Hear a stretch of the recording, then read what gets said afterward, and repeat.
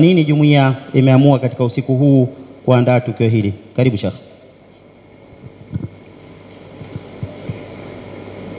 Mheshimiwa ndugu yangu Sheikh Ali Khamisi Ngeruko, Mheshimiwa mwenyekiti wetu wa wazee wa jumuiya ya kuhifadhisha Qur'ani Sheikh Salim Londa, ndugu yangu Sheikh Abdallah Saleh Ramadhani Ndauga, rais wa Hay'at Ulama, ndugu yangu Sheikh Musa Kundecha, amiri wa shura ya maimamu, ndugu yangu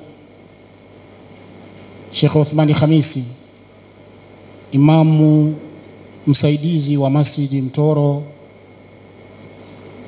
ndugu yangu Sheikh Yusuf Kidago, mtu wa ahbab, mtu wa mambo mengi. Inshallah Mwenyezi Mungu akuzidishie kheri katika kuipeleka kheri. Ni wa ndugu zangu Waislamu kwa ujumla, mabibi na mabwana, salamu alaikum wa rahmatullahi wa barakatuh. Jumuiya ya kuhifadhisha Qur'ani Tanzania, Al-Jamiyatul Khairiyya li Tahfidhi al-Qur'ani al-Karim, ni jumuiya inajihusisha na masuala ya kuhifadhisha Qur'ani.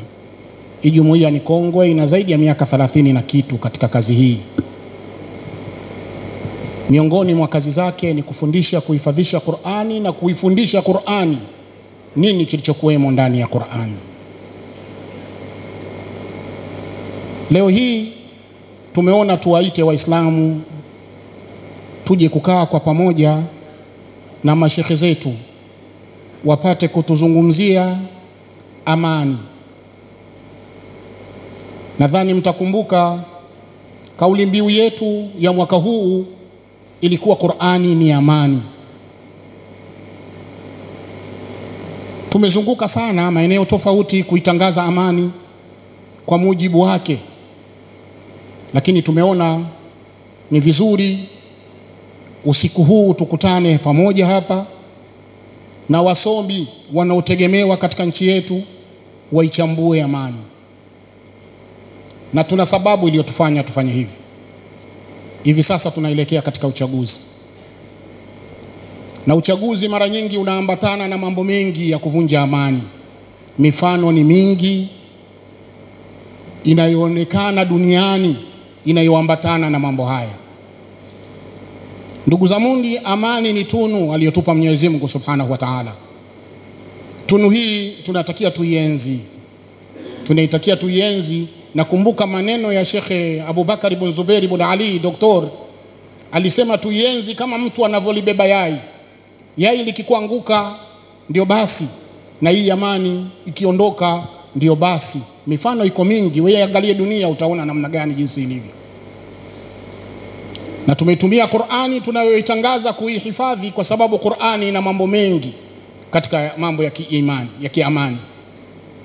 Mtume sallallahu alayhi wasallam wakati anakuja duniani aliikuta dunia wakati huo imechafuka katika kila kona. Mashekhe wenyewe watakuja kuchambua. Kuna vita vilivyokuwa vya zaidi miaka 100. Harbul Basus, Harbu Dahis wal Ghabara. Vita ilikuwa mtoto anazaliwa yuko katika vita mpaka anakufa, vita inaendelea. Lakini alivyokuja Mtume sallallahu alayhi wasallam akiwa ni rehma na Qur'ani yake, aliifanya dunia ikatulia ya wakati huo. Amani ikatawala kwa kutumia Qur'ani.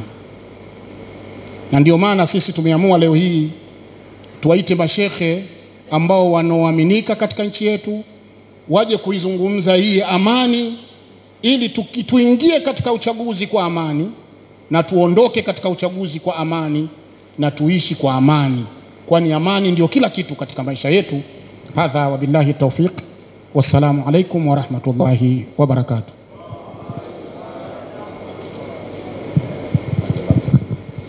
Wa alaikum assalam wa rahmatullahi wa barakatuh. Asante sana Sheikh Uthman Kaporo kwa jibu hili fupi la kwa nini tumeandaa usiku huu, na bila kupoteza muda